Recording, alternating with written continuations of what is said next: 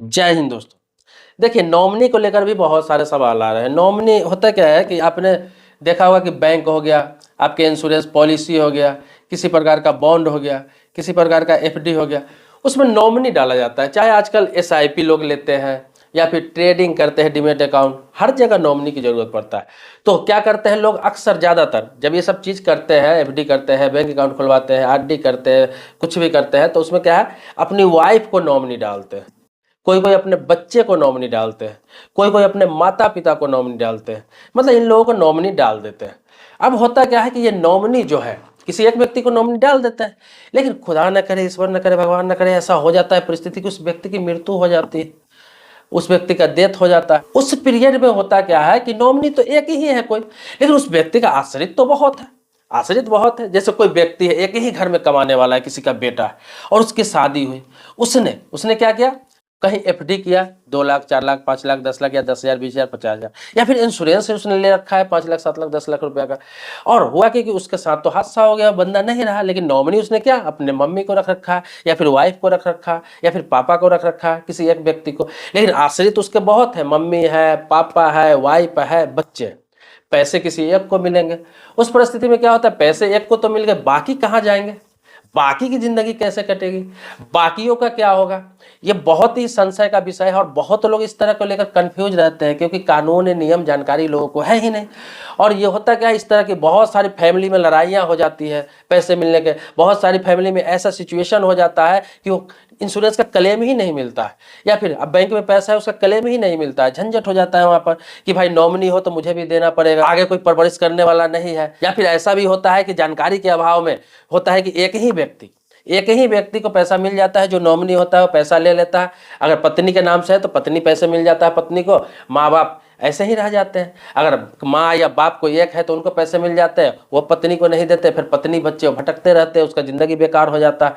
तो इस तरह का मामला होता है। मैं आपको बता दूं कि ऐसा कोई भी रूल रेगुलेशन कानून में नहीं है, ऐसा कोई भी गाइडलाइन नहीं है आरबीआई का कि ये जो नॉमिनी है, आरबीआई या आईआरडीए दोनों का बात बोल रहा हूँ, चाहे इंश्योरेंस है आपका चाहे बैंक में, ऐसा कोई भी रूल्स नहीं है कि नॉमिनी जिनको आपने डाल दिया 100% पेमेंट उसी को मिलेगा। मतलब मैं आपको बता दूं कि जो आश्रित है वो भी क्लेम कर सकते हैं। ये बहुत नया बात बताने जा रहा हूं, बहुत कम लोग आपको बताए होंगे कि जो आश्रित है वो भी क्लेम कर सकते हैं।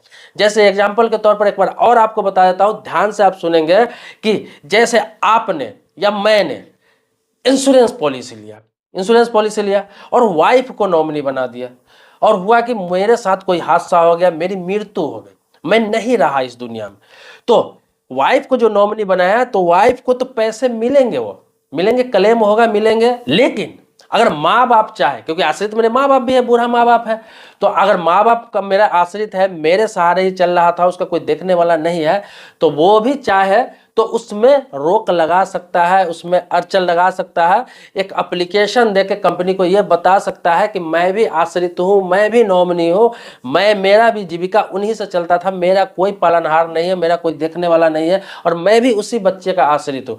तो वो वहाँ पे ऑब्जेक्शन कर सकता है और एक सक्सेशन सर्टिफिकेट बनाकर, जिसे उत्तराधिकारी प्रमाण पत्र कहते हैं, वो बनाकर उस इंश्योरेंस कंपनी को या फिर उस बैंक को या फिर जहाँ भी पैसा निवेश है वहाँ पे दे सकता है कि भले ही उनकी पत्नी नॉमिनी है, लेकिन मैं भी उसी पे आश्रित थी, मेरा भी सहारा वही था, मेरे बच्चे हैं, मेरा बेटा था, मेरा दूसरा कोई सहारा नहीं है। तो फिर क्या होगा कि उस पैसे में सभी को, जितने भी आश्रित होंगे, चाहे उसकी बीवी होगी, चाहे बच्चे होंगे, चाहे माँ बाप होंगे, सभी आश्रितों को बराबर बराबर का पैसा मिलेगा। ये आप समझ लीजिए, क्योंकि लोगों के पास नॉलेज ही नहीं है, जानकारी ही नहीं है, इसीलिए ऑब्जेक्शन नहीं कर पाते हैं। बहुत सारे मामलों में ऐसे देखे गए हैं कि 10 लाख, 20 लाख, 15 लाख इंश्योरेंस क्लेम मिला, उसके नॉमिनी को, पत्नी को मिला, रख लिया उसने, और उसके माँ बाप जो बुजुर्ग है, बूढ़ा है, जिसका कोई सहारा नहीं है, उसको कुछ नहीं मिलता है। आपके जानकारी के लिए बता दूं कि देखिए, नॉमिनी एक केयर टेकर होता है, एक सिर्फ केयर टेकर के तौर पर नॉमिनी डाला जाता है ताकि यहाँ पे कोई क्लेम करने वाला हो।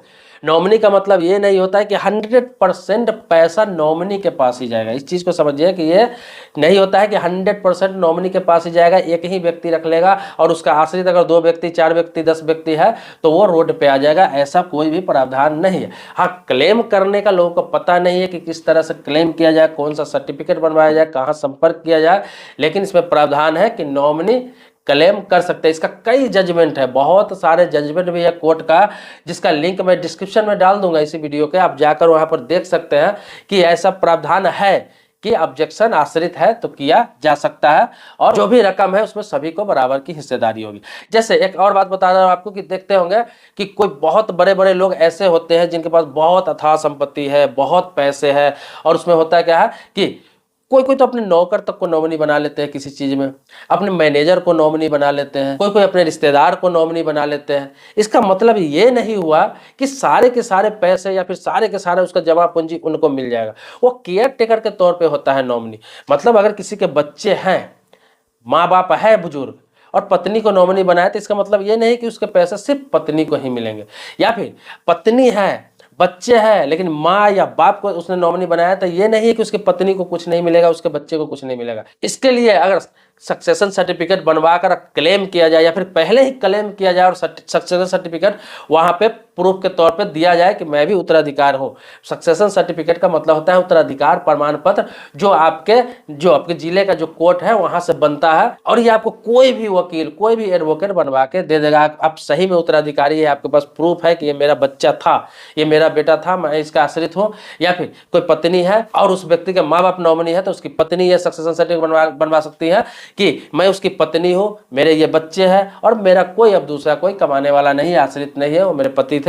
तो फिर सबको बराबर बराबर हिस्सेदारी मिलेगी। जो भी बीमा का क्लेम होगा, अकाउंट में पैसा होगा, कोई एफडी का पैसा होगा, कोई एसआईपी का पैसा होगा, म्यूचुअल फंड का पैसा होगा, या फिर आपको बता दूं स्टॉक मार्केट में उन्होंने इन्वेस्ट कर रखा है, डिमेट अकाउंट में पैसा हो, कुछ भी कहीं भी इन्वेस्ट कर रखा हो, किसी प्रकार का पैसा हो, उसके लिए दावा किया जा सकता है। तो आपको बता दूं कि आप कहीं भी कुछ भी इन्वेस्ट कर रहे हैं, कहीं पे पैसा लगा रहे हैं, एफडी हो गया, सेविंग अकाउंट हो गया, करेंट अकाउंट हो गया, या फिर एसआईपी में, फिर कहीं भी, तो नॉमिनी आप डालें, नॉमिनी वहाँ पे जरूर डालें। लेकिन ये जरूरी नहीं कि जो नॉमिनी आप डाल रहे हैं उसी को 100% पैसा मिलेगा, ऐसा जरूरी नहीं है।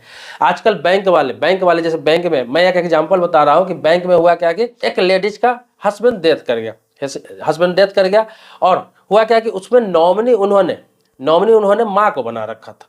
तो बाद में क्या हुआ कि माँ को बना रखा था, जब माँ पैसे के लिए वहां पे आवेदन करी तो उससे पूछा गया कि जो व्यक्ति मरा है वो तो 30 साल का था, 32 साल का था, तो उसकी वाइफ भी रही होगी, बच्चे भी रहे होंगे। तो बोले कि हाँ वाइफ है, बच्चे हैं, लेकिन नॉमिनी मैं हूँ। यहाँ तक कि बैंक का स्टाफ ने उसको बोला कि अगर आप है, उससे कोई मतलब नहीं, आप नॉमिनी है इसमें ठीक है, लेकिन उसके आश्रित है, उसके बच्चे हैं, पत्नी है, तो आपको सक्सेशन सर्टिफिकेट बना के लाना होगा जिसमें जितने आश्रित है सभी का नाम होगा, माँ हो, बाप हो, पत्नी हो, बच्चे हो, और सभी को पैसे इसके जो जमा है पैसे यहाँ पे अकाउंट में सभी को बराबर बराबर मिलेंगे।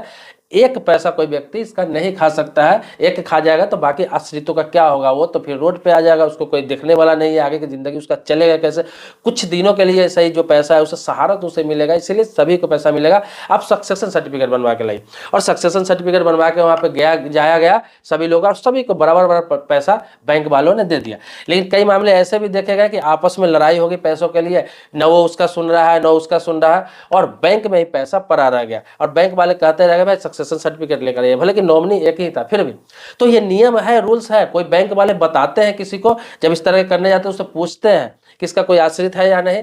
लेकिन बहुत सारे बैंक में ऐसा होता है कि जो नॉमिनी होता है वो जाते हैं क्लेम करते हैं, उनको पैसा दे दिया जाता है। वो कब दे दिया जाता है, जब रकम कम हो, पैसा कम हो, या फिर वहाँ पे वो प्रूफ ये कर देता है कि नहीं इसके अलावा कोई आश्रित नहीं है, मैं ही इकलौता हूँ, तो दे दिया जाता है। नाम से कोई मतलब नहीं है कि एक नाम है तो सिर्फ उसी को पैसा मिलेगा। दोस्तों आप जानते हैं कि मैं अपने चैनल पर बहुत सारी बैंकिंग नॉलेज देता हूँ, या फिर इंश्योरेंस से हो गया, लोन हो गया, फाइनेंस हो गया, इन्वेस्टमेंट हो गया, कानून हो गया, आपको रेलवे हो गया, मोटिवेशनल, पॉलिटिकल, बहुत सारे टॉपिक पर वीडियो बनाता हूँ। इसीलिए इन सभी चीज़ों की जानकारी समय समय पर आपको चाहिए तो आप कमेंट बॉक्स में जरूर लिखें। और अगर इस वीडियो से संबंधित या फिर किसी भी मुद्दे पर कोई भी आपको सवाल पूछना है, वीडियो चाहिए, वो भी कमेंट बॉक्स में लिखें। ये भी किसी न किसी के सवाल पे ही मैंने वीडियो बनाया, तो आपके टॉपिक को ही वीडियो जरूर बनाऊंगा। मैं सारे कमेंट पढ़ता हूं और एक एक करके हर कमेंट पे मैं वीडियो बनाता हूं। और आपको बता दूं कि सब्सक्राइबर आप अभी तक नहीं है तो जल्दी से सब्सक्राइब कर लीजिए, बगल में बेल घंटी उसको भी दबा लीजिए, ताकि आपको ऐसे ही जानकारी वाली वीडियो मिलती रहे। लेकिन पुराने सब्सक्राइबर है, आपको वीडियो मिलती है, तो इसके लिए कोटि कोटि धन्यवाद देता हूं, आभारी हूं आपका। मिलते हैं नेक्स्ट वीडियो में एक नए मुद्दे के साथ, तब तक के लिए शुक्रिया, धन्यवाद, जय हिंद।